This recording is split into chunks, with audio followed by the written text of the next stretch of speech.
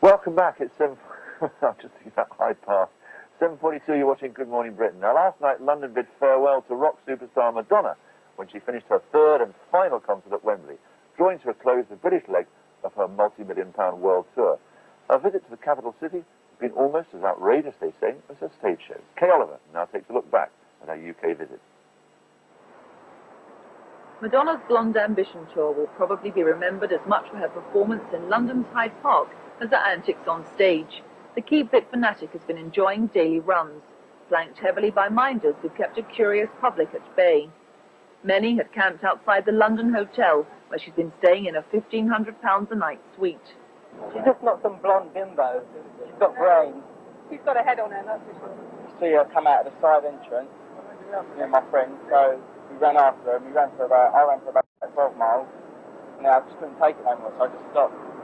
As the rock multimillionairess went through her paces, a team of 600 technicians were putting the finishing touches to the stage at Wembley, where the woman who enjoys a reputation as the Queen of Sleaze would set London alight, recreating all her video work live on stage.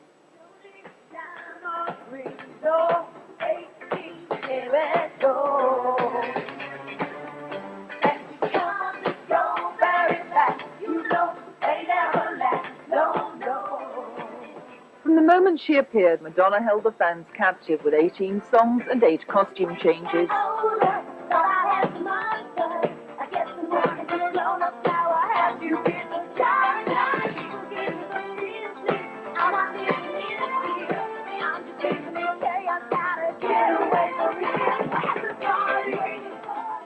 You know, she's unusually talented. She knows exactly what she wants at all times. She's not your musician, but she knows what every instrument does. You know, that's what makes her special. Madonna has a very strict Keep Fit regime. As well as working out in a gym, she also runs 12 miles a day, accompanied by her own personal trainer. It's nice when you deal with someone like her because she is the top of her field, and it's nice to see people at that level take an interest in their bodies and their health and want to train with intensity. She knows it's important to her life, and it's an active part of her life.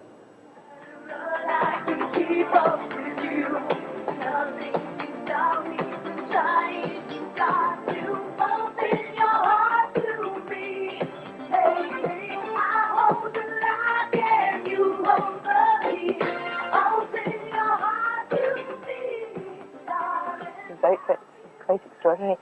Paul Gambaccini was there at the concert. Paul, what did you think? What was your verdict? Well, I think she is the supreme female artist in popular music at this time. And indeed, in chart terms of all time, let's remember 7 number ones, far more than any other woman, and 22 consecutive top 10 hits. And she's still going with that streak, which is surpassed only by Elvis, Cliff, and the Beatles. Now, the thing is, in live performance, she is a bit more of a sleaze bag than a lot of us are comfortable with, and perhaps than she wants to present herself as. Right. But on the other hand, remember, it's calculated. It's not a spontaneous outburst. She knows what she's doing. This is calculated, even swearing. Because, oh, yes. Because there's stories today, I mean, in the Express today, it says banned foul mouth Madonna. Well, what a ridiculous story. The problem being that in a live broadcast of this concert, she used her 4-letter words. But the thing is, that happens every night. Any radio producer who had done a recce, a reconnaissance, would have heard her do it on the show and put her on 10-second delay. That's the way you stop this thing. You put her on 10-second delay and bleep it out. She was doing that anyway, it's part of the act. Oh, sure. You see, you got to remember, in this era of Rambo and RoboCop, I think people want more forceful heroes, and that goes for heroines as well. And so what she does in the show is she comes across as a bossy, tough-as-nails woman. She kicks around her female dancers, she enslaves her male models, and she uses language and attitude on the audience. She's in charge, don't you forget it. But are the audience comfortable with it? I mean, there's a brilliant review this morning in The Independent. It says most of the audience, sometimes when she goes into these strange acts, they look embarrassed. It says here, like the dog owner whose pet disgraces itself in front of polite company. So people perhaps aren't too comfortable with what she's doing. Well, I think there's a difference in attitude between American and British audiences. Americans do like things a bit raunchier, a bit more overt sexually. And there is a scene when she does Like a Virgin, and incidentally very well musically. She's made it a bit of a ballad, quite effective. But then towards the end, she starts finding unusual delight in her own person.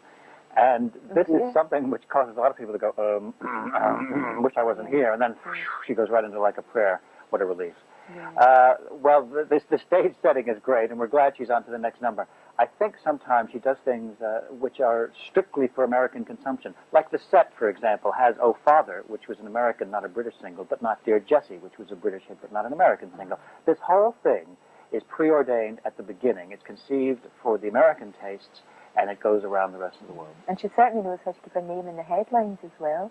Oh, of course. She is the mistress of imagery in our time. Look at all these costume changes.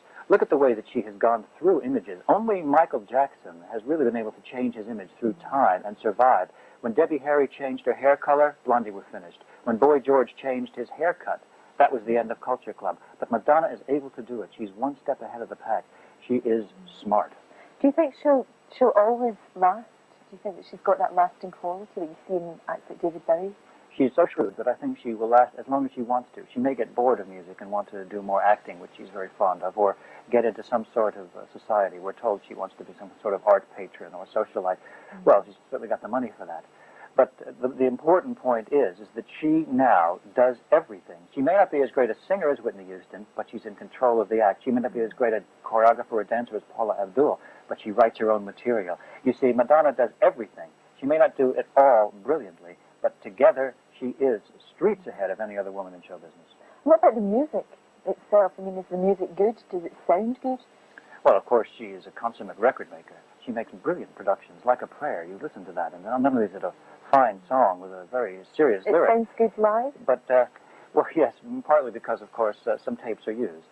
And this has become a source of controversy in the United States, where some states are actually trying to legislate against tape music in rock concerts.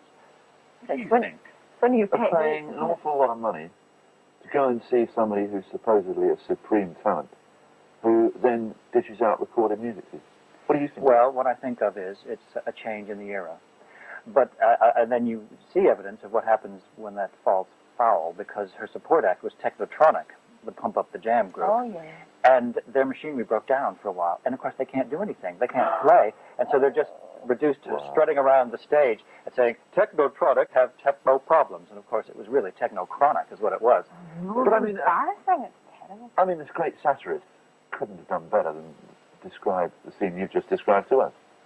Well, We are now so far from reality that we're lauding and praising a talent that doesn't even appear live when she's live. Well, no, she does do her own dancing and she does sing. I mean, let's give her credit for that. I mean, you go down the road and the little girls can dance and sing. You don't have to pay millions of quid to see See, you're making the difference between somebody like Elvis Presley, Yes. who was an innate, born, charismatic performer, and someone like Madonna, who has sufficient talent and works very, very hard and is incredibly smart and shrewd. And I'll agree there's a difference there. It's representative of a change of our era, that she is able to manipulate the media through the presentation of image to get where she wants. That is our time. You are live, aren't you, at this moment? We are This speaking to Paul has been a recording. Leave a message after the tone.